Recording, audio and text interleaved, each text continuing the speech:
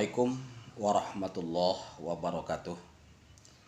Teman-teman yang dirahmati oleh Allah Subhanahu wa Ta'ala, dimanapun Anda berada dan siapapun yang menonton video ini, teman-teman, ada pertanyaan ya. Beberapa orang pernah bertanya kepada saya, yaitu mereka mengatakan, Ustadz, pernah nggak Ustadz dari pengalaman Ustadz meruqyah pasien mengalami tragedi yang aneh? Saya jawab, pernah. Ada beberapa kali saya menemukan tragedi yang aneh ketika saya meruqyah pasien itu. Yang pertama, itu tepatnya di daerah Kabupaten Gailues, Kampung Rerebe, Kecamatan Trangon ya. Kampung Rerebe itu pernah malam hari saya meruqyah di situ, di suatu ruangan tamu, dihadiri tetangga ada 3 orang ya, dan saya berdua sama teman saya di situ. Dan saya meruqyahkan tuan rumahnya tadi, istrinya yang saya ruqyah. Singkat cerita, saya ruqyah, saya bacakan Al-Quran lebih kurang 1 jam lebih ya. Itu kesurupannya teman-teman, kesurupan ular. Kakinya meliuk-liuk ya, seperti gaya atau gerakan ular. Saya baca, tiba-tiba teman saya duduk di sebelah saya, sebelah kanan saya, samping saya. Terus dia mengatakan, teman saya tadi menjelaskan kepada tetangga yang 3 orang duduk di dalam itu, Pak, kata dia, itu kalau kakinya geraknya seperti itu siluman ular, Pak, katanya. Tiba-tiba teman-teman, ada ular betul di samping saya sebelah kanan, dekat dengan kaki dia tadi, kaki teman saya sebelah. Ular asli, wallahu alam ya, pokoknya ular. Semua melihat ular. Panjangnya lebih kurang 1 jengkal lebih ya. Ya besarnya kira-kira 1 induk jari telunjuk ginilah besarnya. Ular. Kemudian datang si suami, dipancung ular pakai pisau belati, kemudian dibuang ke belakang. Teman-teman yang dirahmati oleh Allah Subhanahu wa Ta'ala, ini kan aneh. Ketika pasien diruqyah kesurupannya ular, ternyata ada ular betul. Begitu ceritanya. Ini pengalaman yang pernah saya alami. Kemudian pengalaman yang kedua ada di Gailues juga, Belang Kejeren. Tepatnya Kampung Porang ya, Kampung Porang. Di situ kami meruqyah pasien. Kesurupan cicak. Awalnya saya nggak tahu kalau itu cicak, saya pikir buaya. Jadi saya tanya, kamu buaya? Katanya, bukan. Kamu biawak? Bukan. Jadi kamu apa? Saya bilang.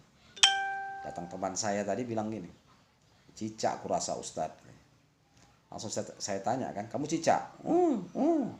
Begitulah ya, isyaratnya seperti itu. Kalau kamu betul-betul cicak, betul-betul kamu cicak, saya bilang, coba kamu panggil cicak-cicak yang ada di rumah ini.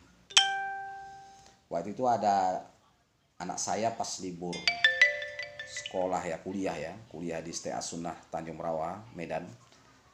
Waktu itu pas liburan, saya bawa sengaja ruqyah di sana. Namanya Muhammad Arsyad Isja. Itu anak saya yang ketiga ya teman-teman ya. Kalau kamu betul-betul cicak, saya bilang yang kesurupan tadi, perempuan nih yang kesurupan teman-teman. Kalau kamu itu betul-betul cicak, coba kamu panggil cicak-cicak yang ada di rumah ini. Kemudian tiba-tiba dia praktekkan tuh ya, kira-kira kayak gini teman-teman. Nah, seperti itu. Suara cicak seperti itu kan.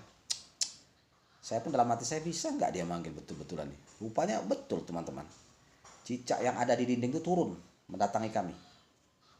Saya suruh anak saya Arsyad tadi untuk memukulnya. Pukul Arsyad, jangan mutilasi, pukul betul-betul tepak terus.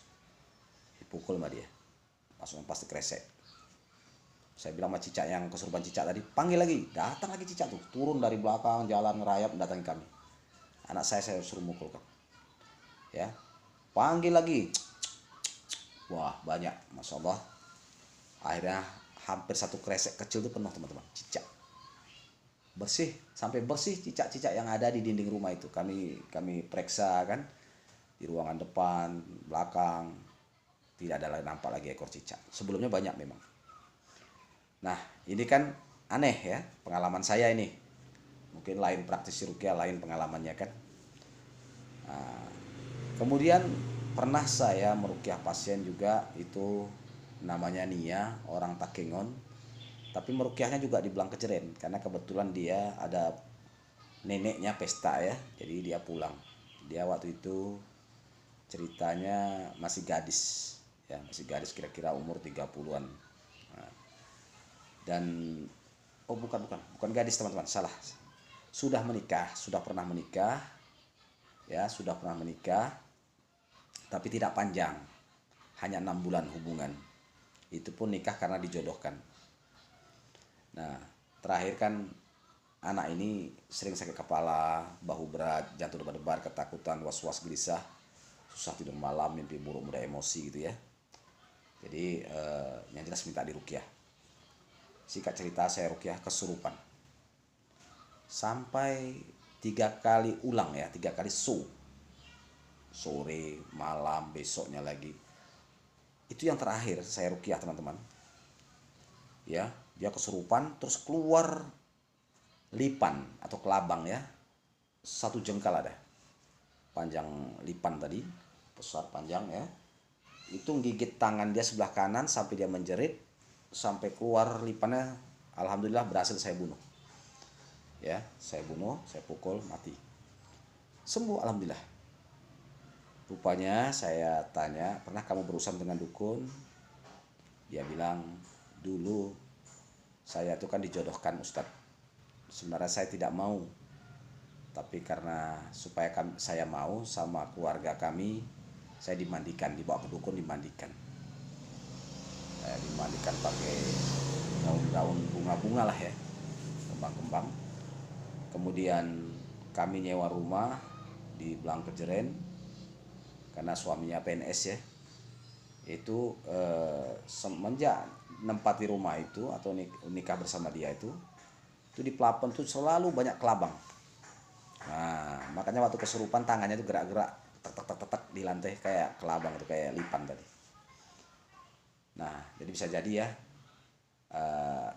dukun tadi mentransfer apa namanya jin yang silumannya itu kelabang atau lipan. Akhirnya diruqyah ya, kesurupan lipan memang, dan keluar lipan. Nah itu dia, kesurupannya lipan, gaya lipan, dari tangannya tuh nepuk-nepuk dinding tek gitu, seperti lipan berjalan, keluar lipan ya. Nah itu pernah. Udah, itu satu lagi teman-teman, yang terakhir pengalaman saya pernah, itu masih juga di Blangkejeren, di Gailues. Saya ruqyah pasien itu kesurupan ya, awalnya kesurupan, di ujung-ujungnya muntah apa namanya, kecoa 1 piring teman-teman. Kan nggak masuk akal rasanya kan, muntah kecoa 1 piring. Terus kata orang-orang di sana kan orang suku Gayo semua ya, kata mereka, manung Ustadz, manung. Nah jadi orang Gayo kan bilang kan kecoa itu manung. Nah, ada yang bilang kecoa, lipas, coro ya. Nah, 1 piring. Saya pun habis pikir juga, apa betul nggak ini lipan? Saya tengok, periksa, semua meriksa. Betul Ustaz, tapi mati kondisinya ya, 1 piring. Nah, ini pengalaman yang pernah saya alami teman-teman selama saya meruqyah ya.